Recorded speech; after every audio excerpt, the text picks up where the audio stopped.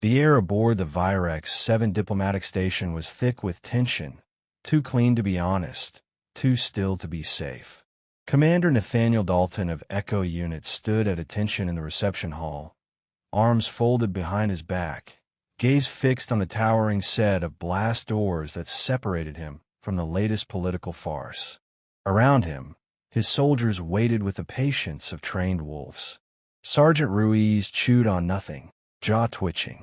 Voss adjusted the sights on his rifle out of habit, and Thorne's fingers hovered too close to the blade at her hip. They weren't diplomats. They were weapons, sheathed but not forgotten. Dalton's voice cut the silence. When the doors open, no one moves. No threats. No posturing. Let the idiot make the first mistake. What if it's not a mistake? Ruiz asked, half grinning. What if it's a declaration? Then we respond accordingly.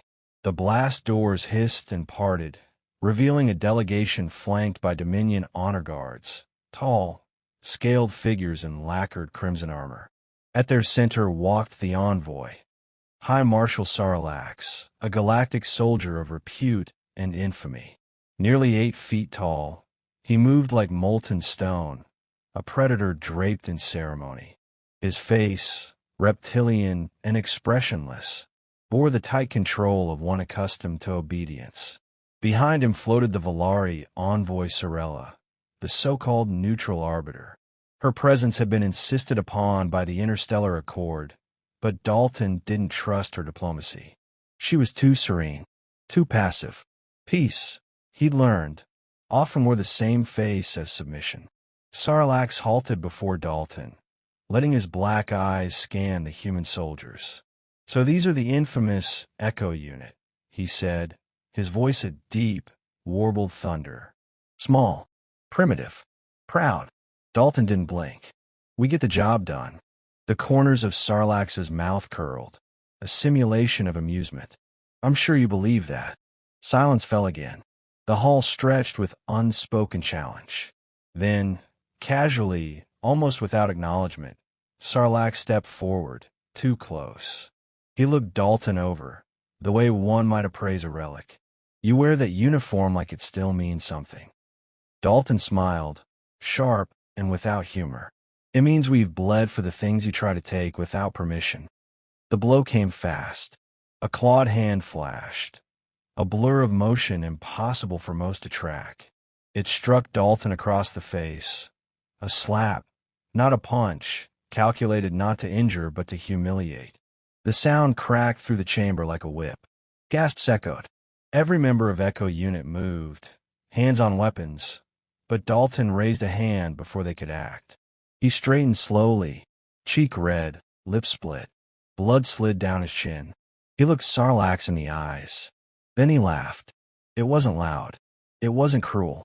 It was quiet, controlled, and undeniably human. The kind of laugh that unnerved generals and made tyrants hesitate. You just made the worst mistake of your life, Dalton said. Sarlax blinked, thrown for the briefest moment. You're lucky I showed restraint. No, Dalton replied. You're lucky I let you leave this hall alive. The Dominion guards tensed, weapons powered subtly beneath armor. Sorella stepped forward, voice soft but firm. High Marshal, we came to this station under flag of peace. Sarlax turned to her, cold now. You mistake tolerance for weakness. This peace has gone on too long. The Accord is a leash, and I grow weary of wearing it. Dalton took a step forward. Then maybe it's time someone pulled it tight. The standoff stretched. The guards on both sides bristled. Tensions had found their spark. One more word, one more twitch, and a fragile scaffolding of diplomacy would collapse. Then Sarlax turned away. This isn't over, human. No, Dalton murmured. It's just beginning. The Dominion delegation departed. The hall exhaled. Sorella remained behind, eyes shimmering faintly under the glow of the overhead panels.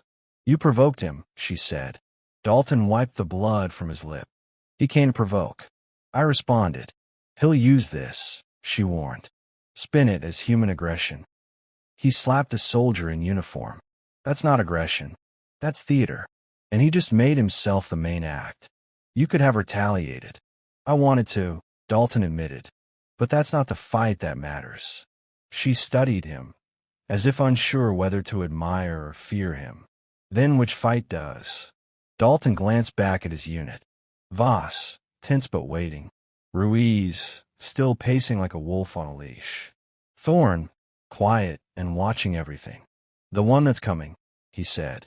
Later that night, the silence in the barracks was not peace. It was anticipation. Ruiz leaned against the wall outside Dalton's quarters, arms folded. You think he'll retaliate here? On a diplomatic station? He's Dominion. He doesn't care about optics. He wants to make a point. And what's our play? Dalton stepped past him, eyes dark. We don't make a play. We wait for his. And when he takes the next shot, we bury him. Ruiz finished. Thorne appeared then, datapad in hand. Intercepted communication. Valari channels. Sarlacc sent a private message to the cruiser in orbit. It's vague, but he used key phrases we've seen in covert ops prep. Dalton nodded. He's planning something. Sorella's still trying to cool things, Thorne added. But even she knows this is out of her hands. Dalton rubbed at the sore spot on his cheek, now turning purple. Let her try. We'll prepare. Voss entered, dragging a crate of pulse rifles. Just ran diagnostics on the hallway grid. Surveillance nodes have been tampered with. Dominion tech. Subtle, but it's there. They're mapping weaknesses, Dalton muttered. Recon before the strike. We act first, Voss asked. Dalton shook his head. No, we set the trap. That night, Dalton recorded a message. It wasn't for the Council, nor for the Dominion. It was for his unit. When they come, and they will, we don't just hold the line. We make them bleed. We make them question everything they thought they knew about us. Because the day a soldier can be struck without consequence is the day we stop being soldiers. He paused, looking into the recorder. I'm not here to start a war, but I will finish one. He closed the feed. The storm hadn't come yet, but the sky was already darkening. Sarlacc's labored breaths were the only sound in the chamber for a long moment, as though time itself held its breath in disbelief. No one moved. No one dared speak. Commander Dalton stood over the collapsed Zarn warrior, his posture calm, composed, as if the incident had merely been a formality, an inevitable correction of arrogance. Echo Unit remained statuesque, but their eyes tracked every figure in the room, every shifting glance and twitching limb. They weren't just soldiers. They were sentinels, trained to read intention before it formed.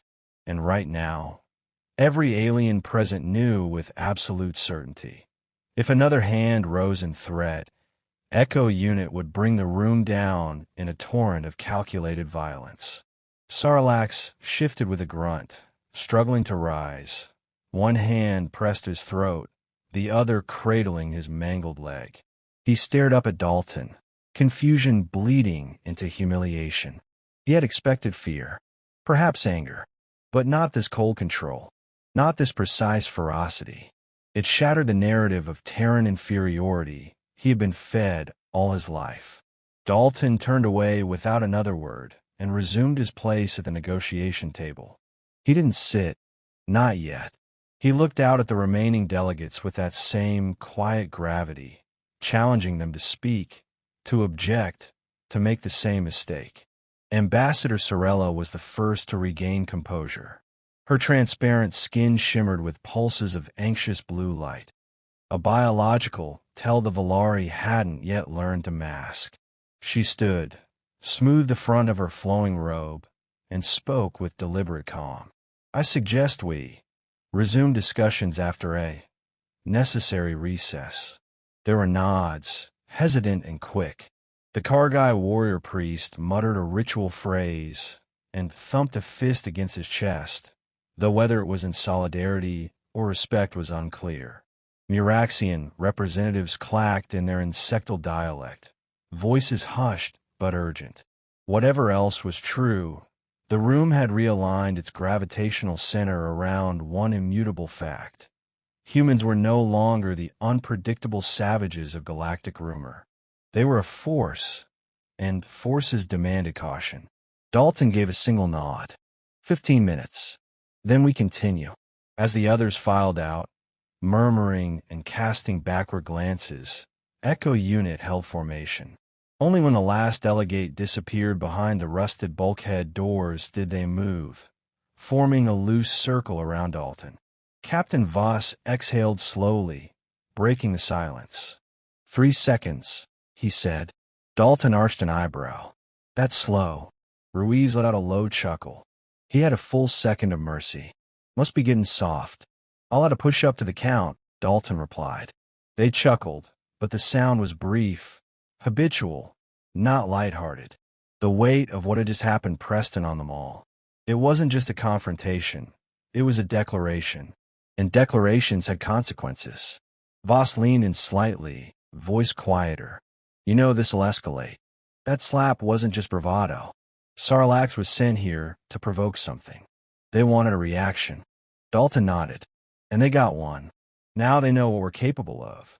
Ruiz shook his head. Doubt they'll take the lesson with grace. That kind never does.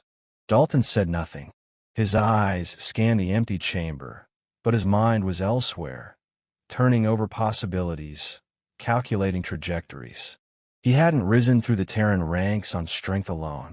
It was his ability to see the long game, to read beneath layers of ceremony and deceit. And right now, everything told him this was only the first move. Behind them, the door hissed open.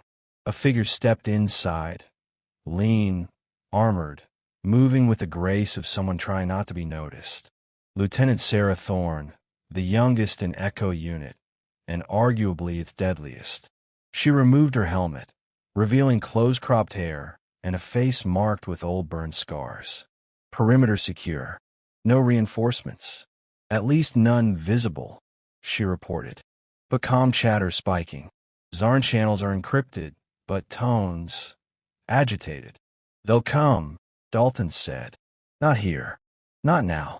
But they'll respond. Probably politically first. Maybe worse.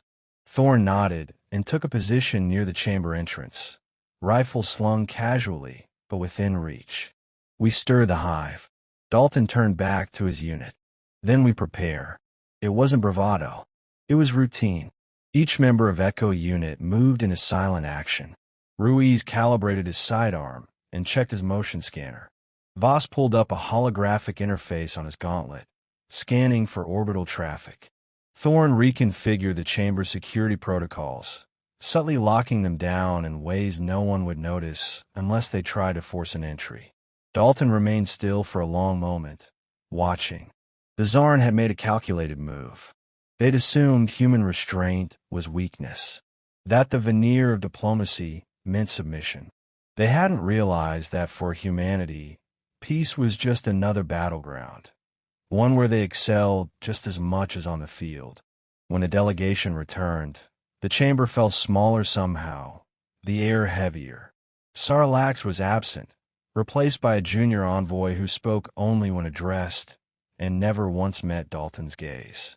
None of the others mentioned the incident, but the way they leaned forward when Dalton spoke, the way they hesitated when offering counterpoints, it told the story well enough. The session continued, tentative agreements inching forward like cold tectonics.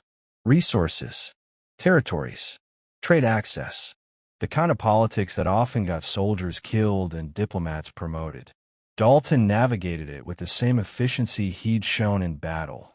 Precise, unwavering, immune to provocation.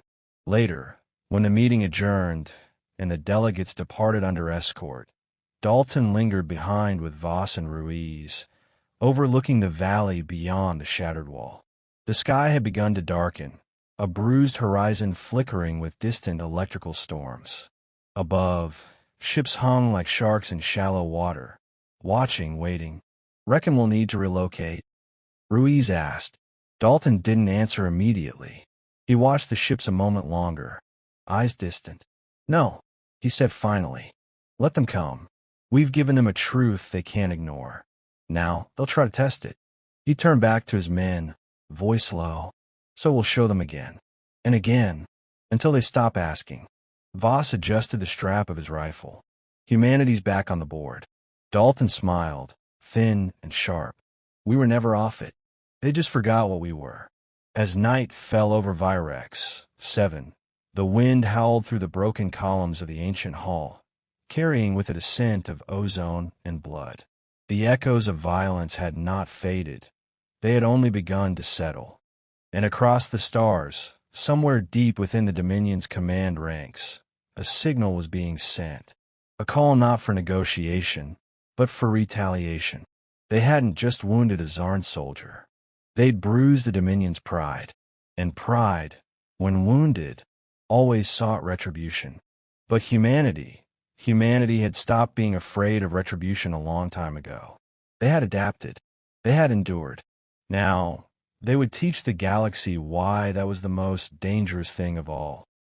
The storm came without warning.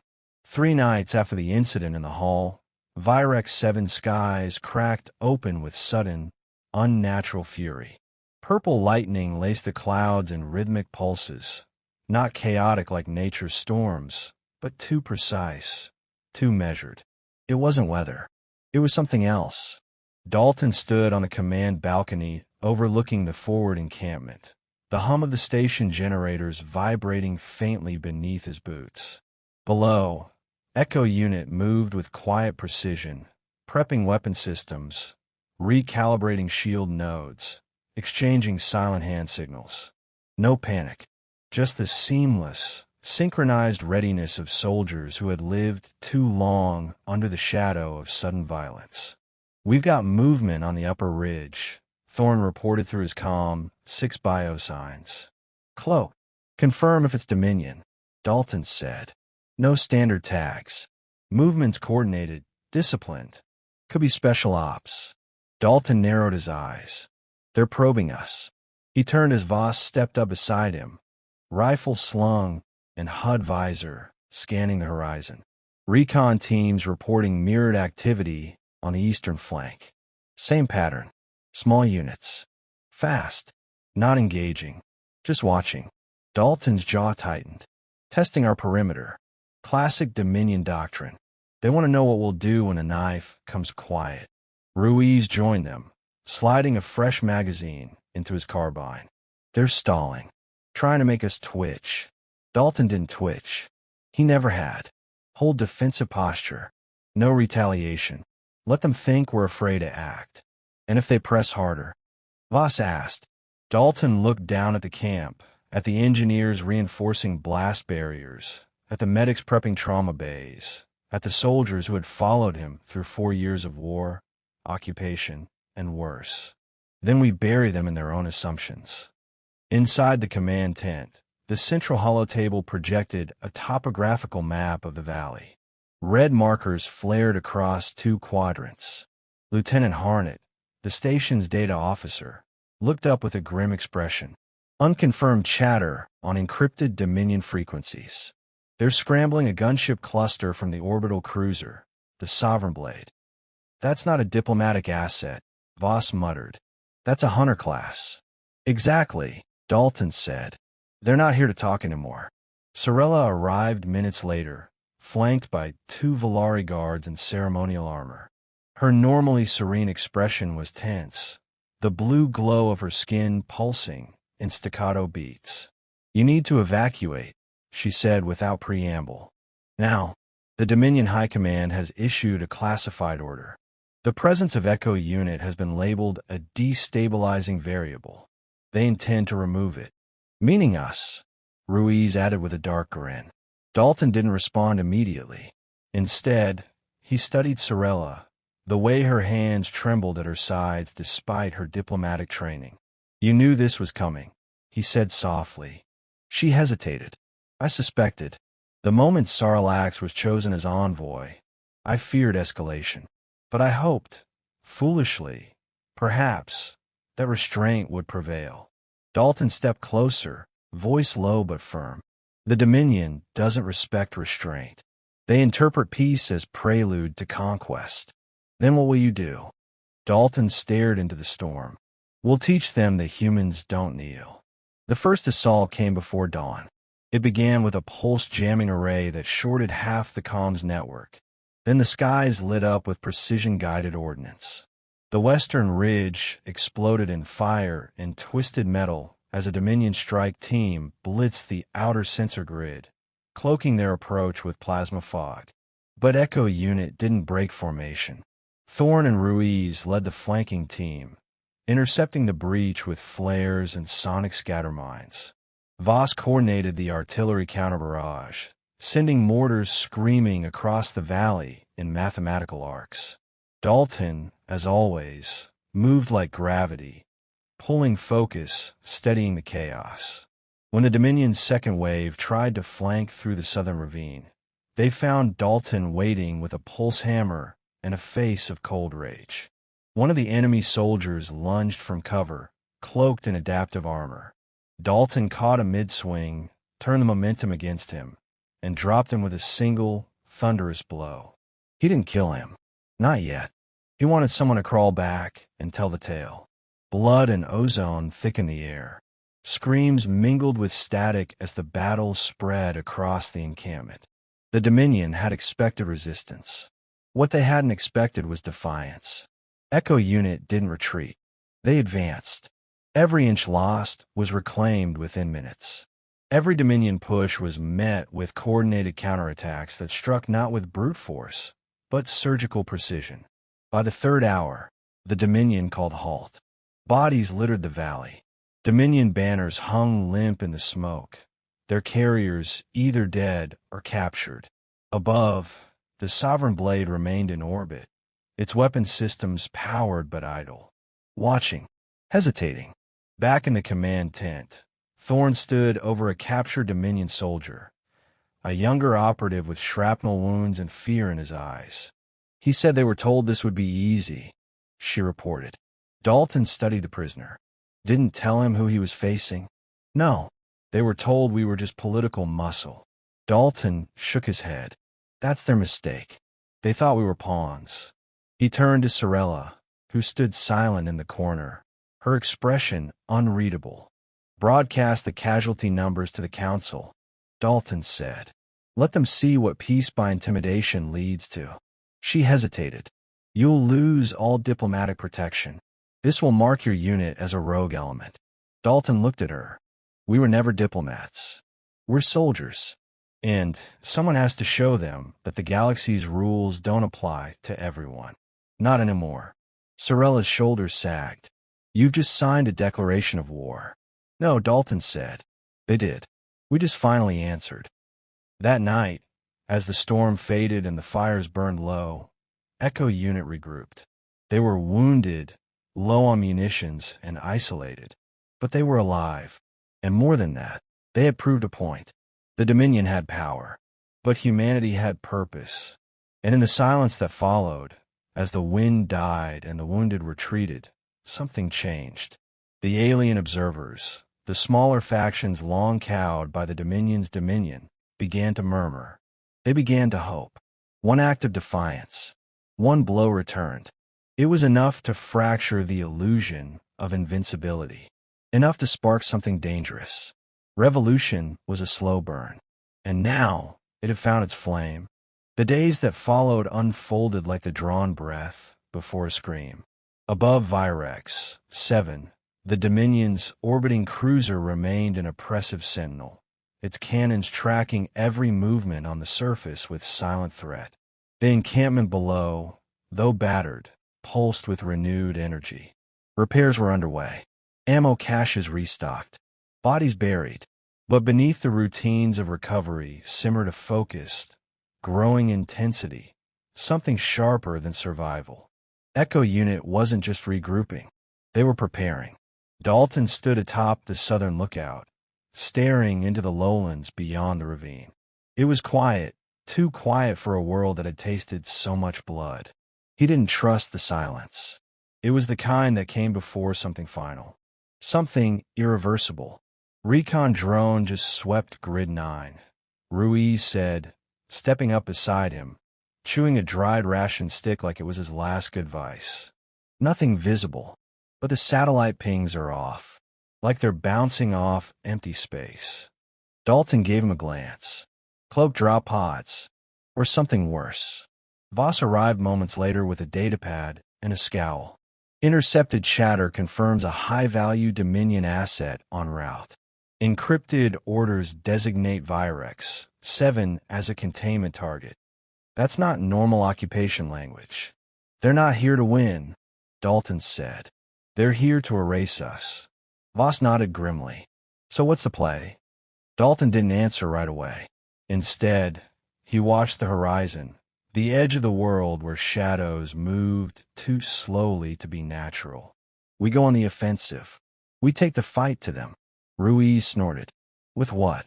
We're half a platoon, low on heavy munitions, and that ship up there could glass this valley in a heartbeat.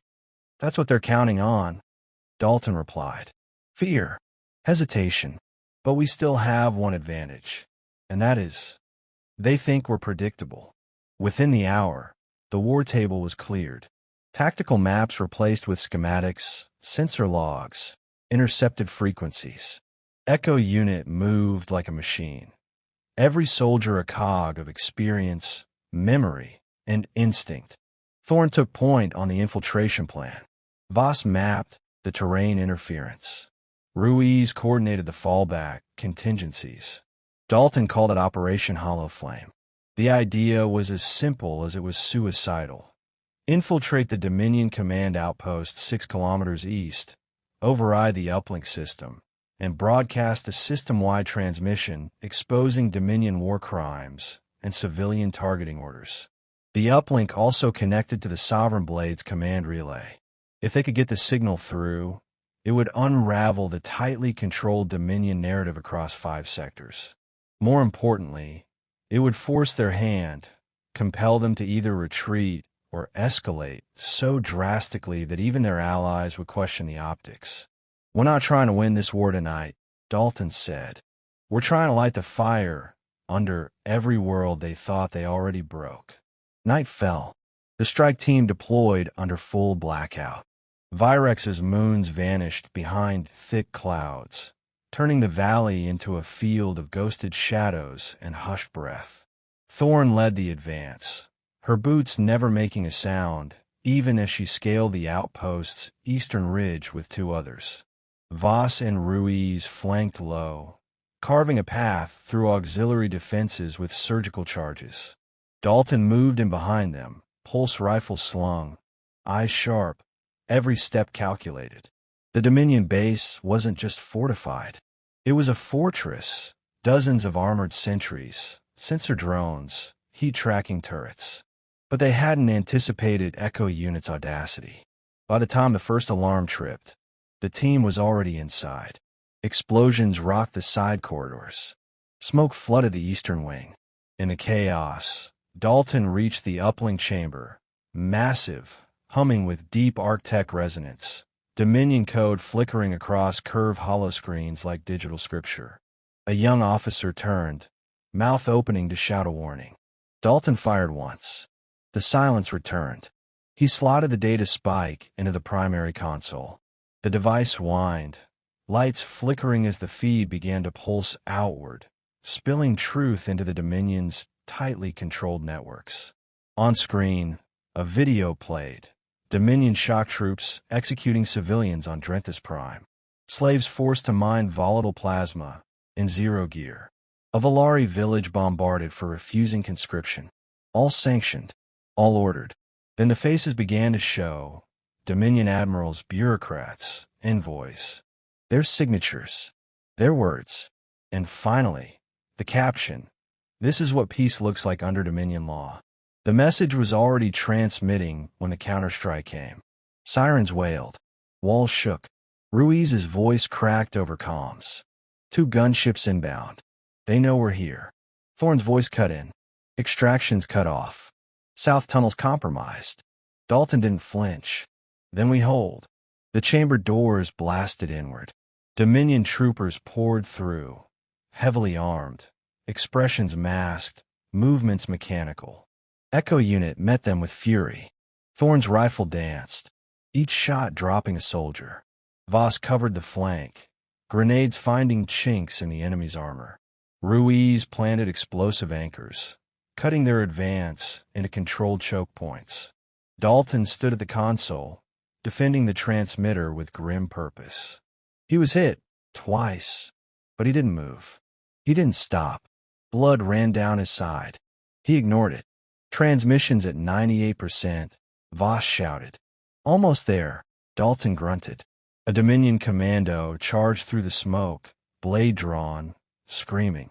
Dalton turned, caught the wrist mid-strike, and drove the butt of his rifle into the man's face hard enough to break bone. The soldier dropped. Signals live. Ruiz called, and then the chamber imploded. A shockwave ripped through the base, hurling bodies like ragdolls. Fire licked the walls. The uplink tower cracked, overloaded from the forced broadcast. The roof gave way, stone and steel collapsing. Darkness swallowed them. Dalton woke to pain. He was pinned under debris, ribs screaming, blood in his mouth. The air was thick with dust and the stench of burning circuitry. Somewhere at his left, someone groaned. He clawed his way free, coughing, vision swimming. Thorne was there, burned, bloody, alive. Voss stumbled over, half his visor cracked. Ruiz didn't make it. Dalton's throat tightened, but he only nodded. Outside, the sky was changing. The Dominion ship was retreating, not fleeing, but shifting position. Defensive, reactionary. Above, the stars blinked with new signals. Volari transmissions. Neutral worlds breaking silence. The transmission had worked. They'd seen the truth. Weeks passed. Echo Unit was evacuated in secret, helped by Volari sympathizers who smuggled them through old mining tunnels and orbital debris fields. They were hunted now, named terrorists, traitors, insurgents. But they were also something else. Symbols. Dalton stood once more, this time beneath the fractured sky of a new world. One that wasn't under Dominion control. Not yet. Across from him, Sorella waited, her robes stained from travel, her expression different, hardened. "You started something you can't finish," she said. Dalton nodded. "I didn't plan to finish it, just to make sure someone else could." She handed him a datapad. The message reached Core Unity. "There's unrest, dissension, and the Dominion. They're fracturing. Slowly. But the cracks are there." Dalton looked back at his team. Broken, mended, fewer than before. But alive, and still fighting. "Then let's keep hammering," he said. He turned away from the ridge, into the wild, into the unknown future shaped by blood, sacrifice, and unyielding defiance. One slap had lit the fuse. Now, the fire was spreading. An Echo Unit would carry it forward, until the stars themselves remembered what it meant to be free.